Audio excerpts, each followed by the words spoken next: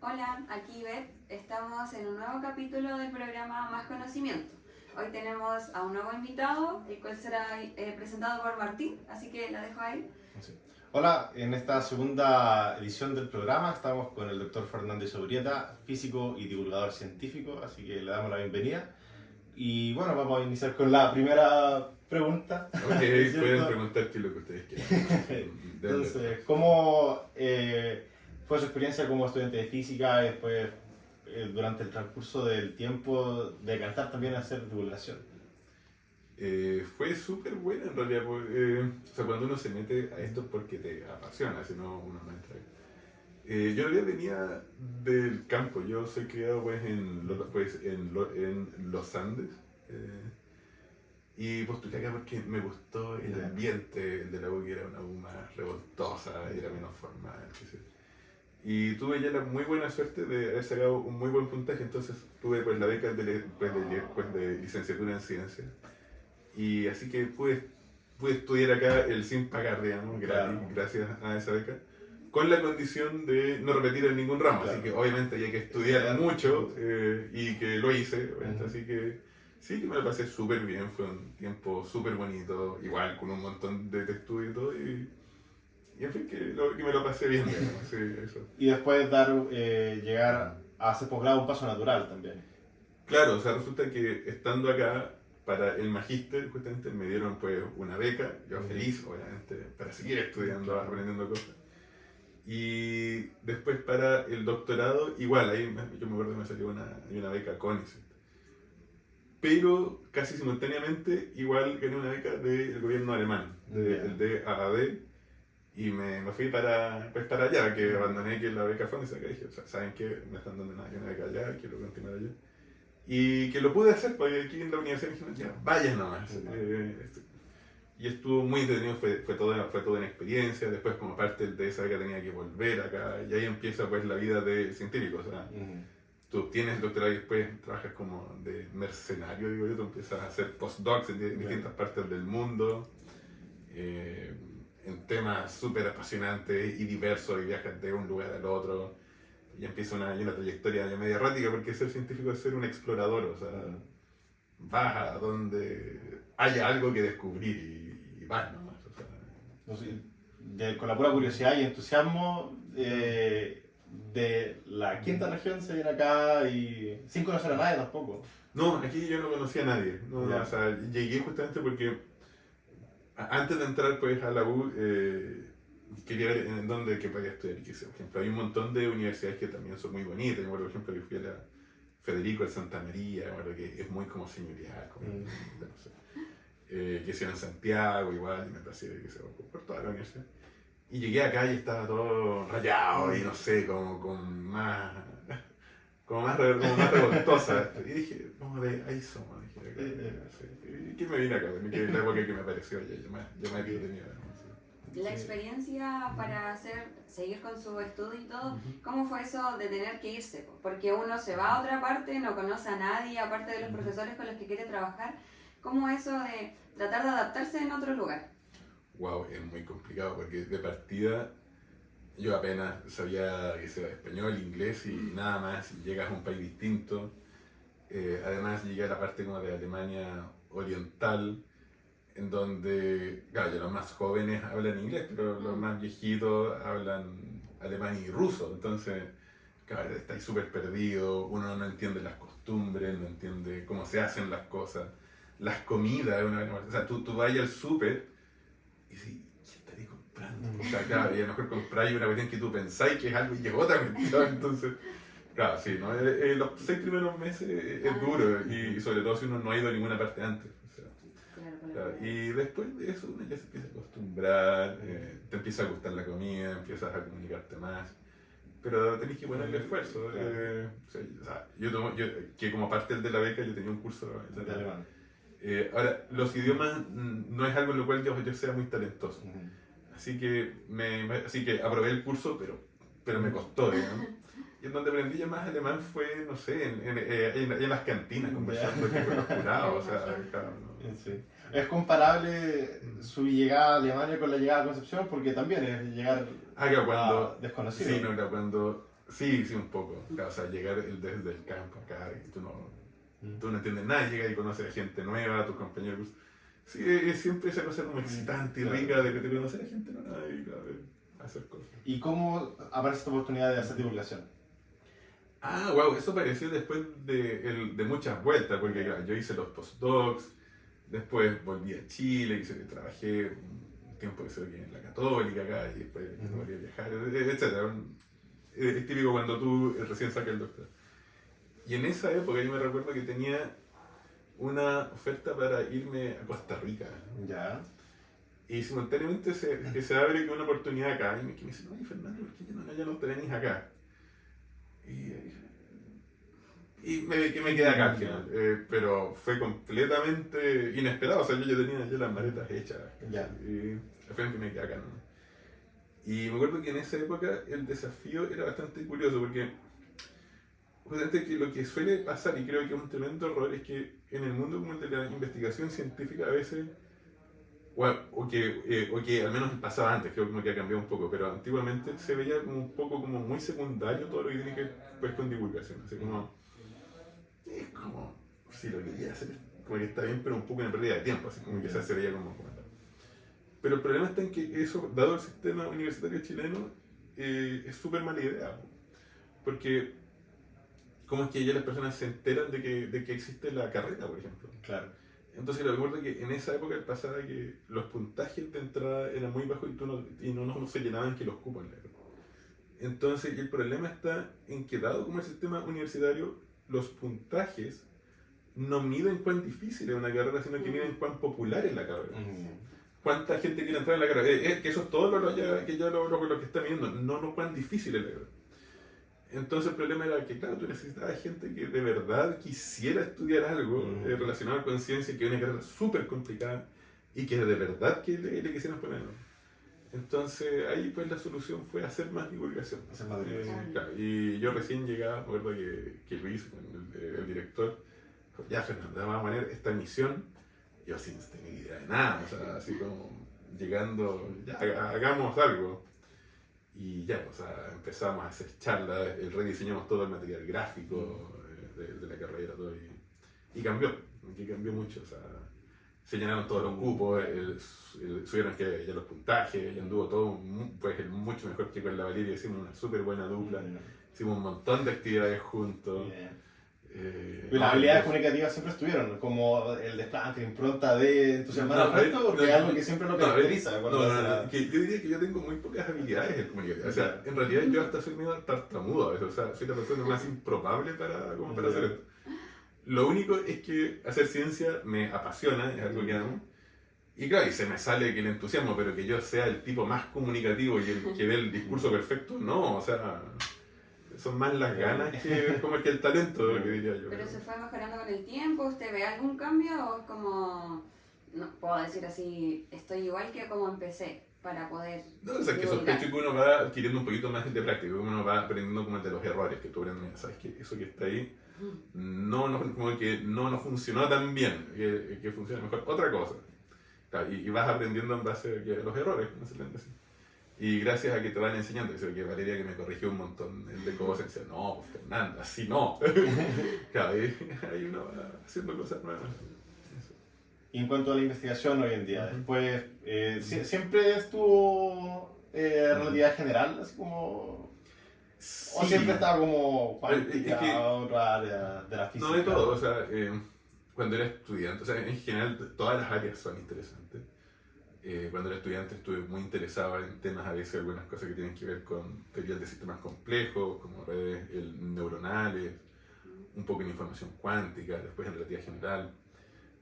Y claro, y después ya me decanté más por el lado como de la física más teórica, digamos, de gravitación en dimensiones más altas y cosas que tienen que ver con eso. Pero yo diría que más que el tema que uno estudie, lo importante es cuál es tu pregunta. Porque uno puede estudiar el mismo tema, pero desde distintos puntos de vista. O sea, por ejemplo, yo lo que digo, en ciencia en general y sobre todo en física, tú ves tres tipos de físicos distintos, independientemente del tema. Hay un tipo de físico que su pregunta es el ¿por qué? Que él quiere saber cuáles son las leyes de la física, cuáles son las reglas del juego, cuáles son los axiomas del universo. Eso es lo que está buscando. Es un físico el teórico. ¿Sí? Eso es lo que está buscando. ¿En qué tema en particular haces tu teoría? Ya, eso es una cosa secundaria, pero tu pregunta íntima es esa. Hay otro tipo de físico que es el fenomenólogo. Que esa persona no es que esté buscando cuáles son las leyes de la física, sino que lo que dice, mira, dadas las leyes de la física que conocemos hasta este punto, ¿cómo modelo yo lo que sea, no sé, el corazón de Saturno? ¿Cómo se cocina un pedazo de carne en una sartén? Que lo que sea, el tema que sea. Pero las herramientas son otras y la pregunta es otra. Y por último están los físicos más desconfiados, que son los experimentalistas, que le dicen, oye, esto tan bonito que las ecuaciones que se han planteado entre el teórico y el fenomenólogo, ¿será cierta esa cuestión? Entonces allá hace un experimento para contrastarlo entre los modelos que se crean y la realidad. Entonces, y tú puedes estudiar un mismo fenómeno, pero desde 3 puntos de vista completamente distintos. Entonces a mí me gusta la gravitación, pero en cuanto a la forma de enfocar el problema, que en mi punto de vista es el teórico, a veces un poquito más el de fenomenología, pero por ahí, digamos. Claro. Sí. Pero todas las preguntas son súper interesantes y es algo muy personal, muy de uno, en el fondo. ¿Qué es lo que me mueve? ¿Qué es lo que no me deja el dormir de noche? Eso. Había una pregunta que se me había quedado en el tintero en cuanto al tema de divulgación. ¿Hay alguna inspiración como Carl Sagan? Muchas, obvio, o sea, claro, o sea, porque cuando era muy chiquitito, o sea, es que tengo ya las memorias de las imágenes, ¿no? Yeah. Mis papás que no conseguían meterme en la cama porque yo me quería quedar viendo Cosmos, que lo daban en esa época que en la tele de noche. Y claro, yo me pegaba en eso, o sea, sí, no, Saga era una tremenda inspiración para todos los que quieran. Y justamente creo que Sagan en Estados Unidos en esa época se vio frente a un problema similar al que nos fuimos enfrentados en Chile décadas después. O sea que en esa época la comunidad científica que lo rodeaba veía la divulgación como algo muy secundario. Y que lo importante era hacer su investigación y lo que el público pensara que era irrelevante. Y Sagan pensaba distinto, y yo creo que Sagan tenía razón, porque mal que mal, uno no es un investigador en el vacío. O sea, tú eres parte de una sociedad que de hecho financia tu investigación. Claro. Entonces, hay una cuestión de justicia. Oye, o sea, si estoy usando dinero que me aporta el gobierno, por ejemplo, es de sentido común que les cuente qué es lo que hacemos. O sea, es como obvio. ¿Sí? Y además es práctico porque si nadie sabe que lo tuyo, que lo que tú haces es importante, ¿por qué lo van a financiar? Porque es que ya la sociedad debería hacer un esfuerzo por el poder explorar eso. O sea, en esa lógica se fuman todas esas aprensiones de que siento que está en la comunidad científica que la divulgación es muy secundaria, entonces es una buena justificación decir tenemos que contar lo que estamos haciendo porque esta gente es la que nos está financiando lo que estamos investigando. Claro, o sea, es que es una cuestión práctica, o sea, tienes que pensar, y eso era algo que comentaba Sagan, que de hecho en esa época, y es que el planeta completo funciona gracias a la ciencia y la tecnología, o sea, hay que pensar que somos 8.000 millones de humanos en el planeta. ¿Sí? Eso es muy por sobre lo que ha vivido siempre históricamente. Y eso solo gracias a la ciencia y la tecnología. O sea, si el día de mañana que no hubiera ciencia, si que no hubiera tecnología, muere algo así como el 80 y tanto % de la población humana. O sea, claro. Y en este mundo que depende tan crucialmente de eso, nadie entiende un diablo de ciencia y la tecnología. Entonces, eso es una mezcla explosiva, decía Sagan, de poder e ignorancia. O sea, el riesgo es muy grande, y que lo hemos vivido. O sea, hay una pandemia, es obvio que hay que vacunarse, y además es un tremendo logro científico, fíjate, o sea, que se hizo un esfuerzo, algo histórico, nunca se había hecho una vacuna exitosa en un tiempo tan breve, con una tecnología completamente nueva, y resulta que hay gente idiota que no se quiere vacunar. O sea, es como, sabes que teníamos que haber hecho una mejor tarea enseñando sobre ciencia, o sea, esa es la lección que te queda atrás, o sea, pero por lo mismo en la ciencia o en la investigación, cuando uno le quiere enseñar cómo es ese paso de poder explicarle a alguien que a lo mejor nunca había escuchado nada de física y tratar de mostrarle temas tan interesantes como en esa parte de la divulgación, explicar temas tan complejos para que la gente que lo escuche pueda entenderlo. Es que yo creo que hay un poco así como un error el conceptual, y es sobre cuál es el propósito. Y creo que es un error que nace porque uno está dentro de este mundo científico. Entonces tú vas a clases, por ejemplo, ¿no? En una clase te explican muy bien algo. Y tú dices, eso es lo que hay que hacer, hay que explicar cosas. Y no, en realidad no, piensa lo mismo. O sea, por ejemplo, tú hablas al público, tú le vas a contar sobre algo, pero el público mismo, por aprender más sobre cómo funciona un agujero negro o el hígado de un grillo, eso que no les va a cambiar en su vida, porque o sea, no es algo conectado con tu vida cotidiana, si ya las personas van a trabajar en cualquier otra actividad importante para ellos en su vida cotidiana. Cuando tú haces divulgación, lo que tú no es una tarea de enseñar cosas, tú no vas a hacer clases. Tú lo que haces es mostrar cuán apasionante es la ciencia y cuán importante es la ciencia para la sociedad. Y claro, tú no tienes que mostrar ecuaciones, por ejemplo. O sea, es que no es el punto, tú no estás enseñando como en una clase, tú estás diciendo, mira, esto es súper importante, súper entretenido, súper apasionante y es algo fantástico que hemos conseguido gracias al apoyo de todos. O sea, y eso es lo que tú haces. O sea, en cierta forma, yo diría que la divulgación es casi una tarea política. No es como enseñar en clase. En clase tú vas a enseñar ciertas ecuaciones, modelos. Es que por lo mismo de repente el tratar de explicar las cosas, a veces no hay una manera sencilla ni siquiera como de mostrarla. Entonces, ¿cómo uno puede como resumir esas cosas y expresarlas y que la gente preste atención y no tengan que ser ecuaciones? Entonces, claro. es como lo complicado. ¿Cómo explico algo de esa forma? Claro. Yo siento que la manera de hacerlo tiene dos pasos. El primer paso es darse cuenta de que no va a ser fácil. O sea, ya incluso hacer ciencia es muy complejo. Entonces tú dices, explicar esto sin matemáticas va a estar complicado. O sea, el primer paso es tener una dimensión de lo difícil que va a ser esta tarea. Entonces, y el segundo paso es adquirir las herramientas para poder hacerlo.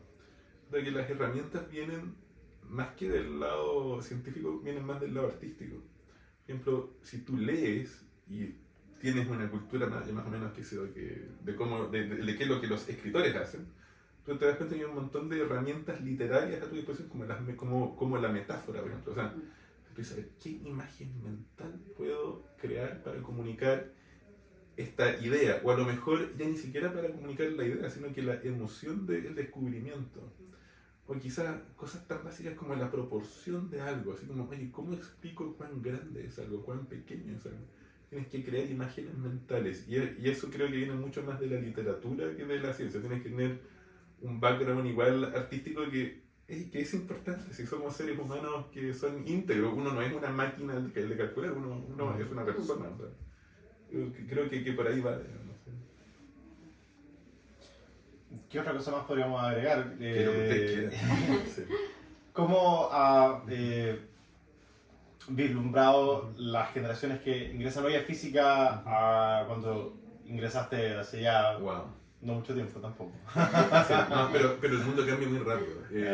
No sé, justamente creo que el internet ha cambiado las reglas del juego en forma muy dramática, porque antiguamente uno podía tener ciertas capacidades extra o no, pero todo entraba ya más o menos con una base más o menos similar hasta cierto punto.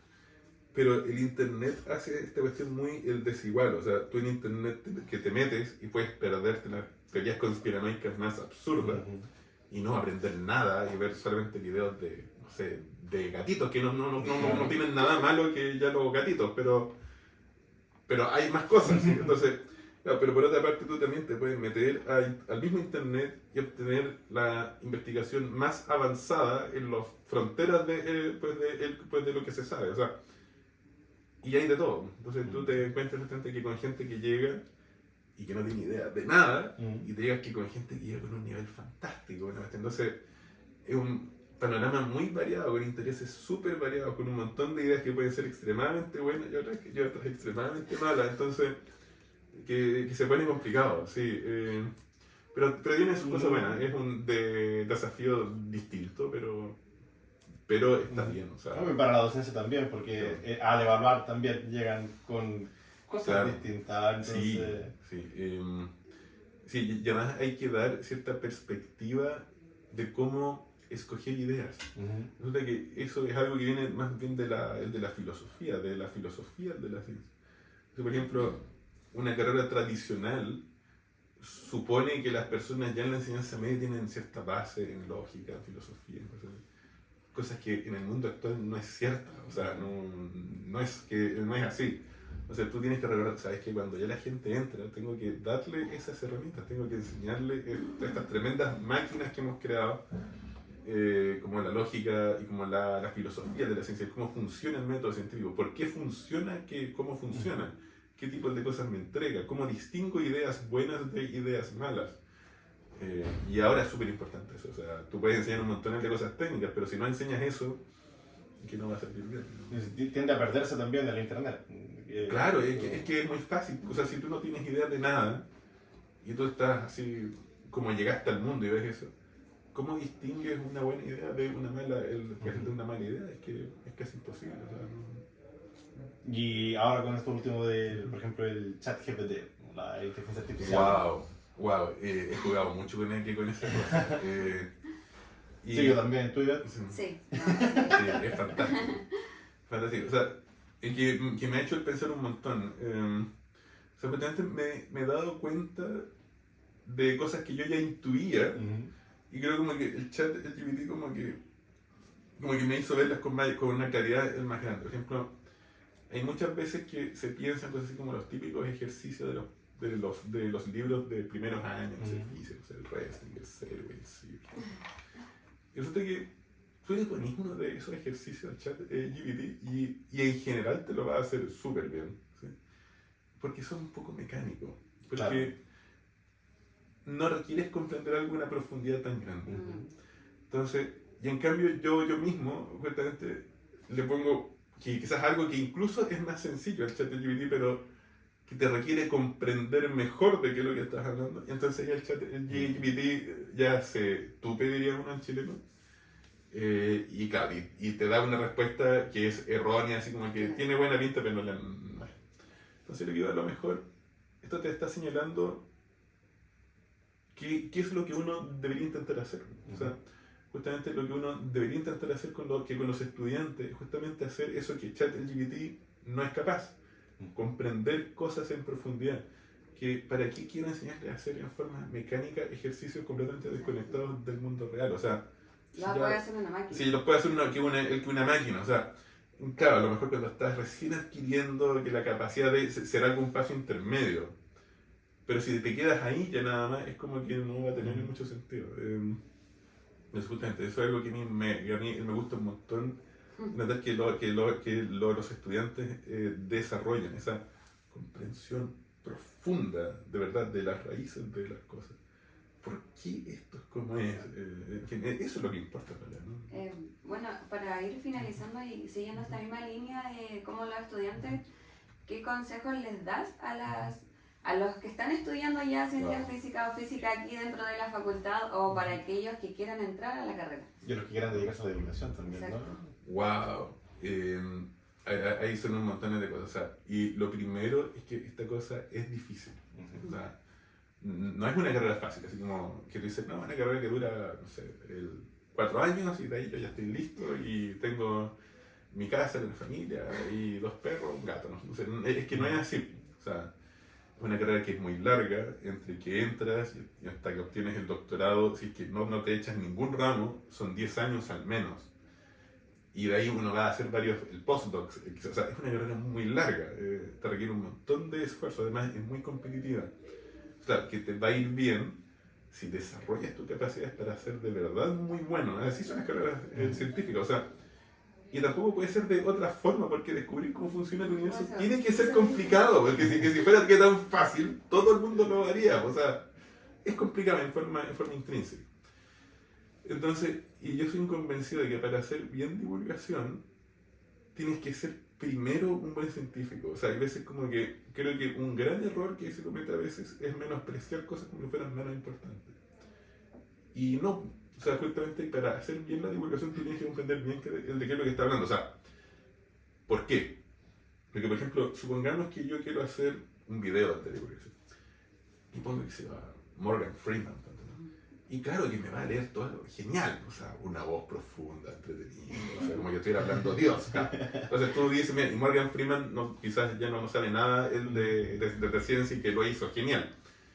Y es cierto, y lo va a hacer mejor que yo porque el tipo es un actor pues, profesional que maneja su voz y la modula de una forma fantástica. Pero supón que esto es una charla. A lo mejor Morgan Freeman se puede aprender de memoria esa charla. Y cuando lleguen que las preguntas al público, ¿cómo lo hace? Claro, o sea, es que es ahí en donde se nota, y la persona que creó el guión, que quizás va a leer Morgan Freeman, tiene que entender muy bien cómo explico algo en profundidad sin ir a las ecuaciones, cómo creo estas metáforas. O sea, entonces, no es algo que tú digas, no, o sea, estudio un poquito y me dedico a la divulgación teórica, es que no es así. O sea, yo soy un convencido de que tienes que al menos llegar al grado pues, de doctor y entender bien esto, y entonces que te va a ir muy bien, ¿sí? Porque tienes que tener esa herramienta, esa comprensión muy profunda de las cosas. Sí, eso. Bueno, olvidamos mencionar que se nos deja la Facultad de Ciencia Física y Matemáticas, ¿cierto? ¿Cuáles son sus metas que quiere cumplir ahora? ¿O cuáles son sus objetivos? Wow. Y con qué sea también, cuál es el aprendizaje, la memoria. No, tengo un montón de proyectos, sorpresas en la cabeza. Tengo varios libros en mente de distintos tipos que me gustaría hacer, desde algunos de ciencia ficción hasta cosas de divulgación científica, quizás libros de texto también, porque, por ejemplo, algo que tengo muy claro es que los libros de texto que se usan acá son para una realidad distinta que la que se enfrenta con los estudiantes. Entonces, creo que hay que hacer libros de otro tipo. Así que tengo un montón de proyectos, ideas, videos, actividades, o sea, que lo que me falta es tiempo, o sea, pero... Como todos. Sí, no, pero ideas están ahí. De hecho, en Instagram ya tenemos pues un proyecto andando con una artista de Santiago, pues con Valentina, que ella es genial. De ciencia en arte. De ciencia en arte, claro, y ahí vamos a hacer un montón de otras cosas, o sea, eso también. ¿Y con qué se queda de la facultad, de la universidad? Porque, claro, uno puede irse a otro lugar y el sello DEC va a estar siempre. Sí, obvio que uno nunca se olvida que del tiempo acá, o sea, es tu alma mater. Sí, o sea, y esa forma de pensar el sin prejuicio, el libre, ir hasta donde la pasión te lleve con tus preguntas, es algo que tú te llevas toda la vida, o sea, es algo que sí, se te queda grabado, esa cosa de preguntar sin límites, creo que eso es muy de lo de... Sí, obvio. Bueno, y en el contexto de publicaciones y proyectos, tú ya sacaste un libro ya. Sí, ¿Cómo fue ese proceso también? En realidad, eso fue culpa de Valeria. Ya. Te dijeron, ¿por qué no escribí un libro? Sí. No, en realidad él fue un poco más violento que eso. Hace varios años atrás hicimos una charla aquí en el teatro de Conce, justamente sobre agujeros negros y sí, no, resulta que llegó un montón pues, de gente que hizo fila durante horas al sol, o sea, y se llenó el teatro y había un montón de gente que estaba esperando un montón desde el rato y no cupieron en el teatro, ¿no? Y Valeria tiene que mantener que esa gente afuera, ¿no? Entonces, obviamente que estaban indignados, querían entrar, llegó hasta la policía, o sea, fue un... Igual Rockstar igual, así como... No, sí, pero a mí me tocó ya la parte bonita, porque yo tenía que hacer que la charla adentro a los que cupieron. Claro, 1500 personas, pues entretenido.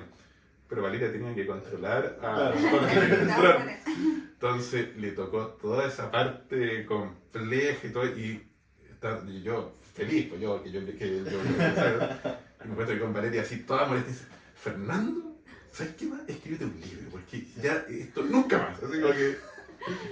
Y dije, ¿sabes qué? Tienes razón, hagamos un libro, así que fue idea de ella en realidad. Y sí, pues resultó bien, digamos.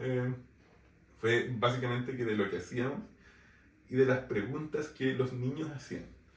Resulta que algo que uno nota mucho cuando uno hace divulgación es que los adultos y los niños te preguntan cosas distintas. Por ejemplo, los adultos te pegan un discurso. Ya. ¿Sabes qué? Yo pienso que esto y por esto. Y entonces, ¿usted piensa que yo tengo razón? Claro, o sea, que un adulto quiere saber si tú confirmas o no sus prejuicios. Claro. Y muchas veces la respuesta es ¿sabes que no? La verdad es que yo creo que eso es una mala idea. Y se los dicen de la forma más cortés y educada que tú puedas, pero eso. En cambio, un niño generalmente te hace una pregunta súper bien formulada que empieza y acaba con un signo de interrogación y que dura menos de 10 segundos. Que es una pregunta. El niño quiere saber algo. Punto. Y son preguntas siempre geniales. Y entonces ahí viene un poco lo que tú comentabas. O sea, ¿cómo le hablo sobre un tema súper complejo a un niño de 7 años? Entonces tienes que respirar hondo y echar a andar todos tus recuerdos de todo lo que has leído, de toda la literatura que has leído y crear una metáfora, una imagen mental en esos pocos segundos tal que un niño que te la vaya a comprender. Claro. Y claro, y al final todo eso fue lo que decantó en el libro, pero fundamentalmente fue idea de agradecidos también. Sí. Ya, entonces, bien, con eso, Fernando, muchas gracias. Así que nos vemos en una próxima edición de Más Conocimiento. Así que hasta pronto. Chao. Chao, chao.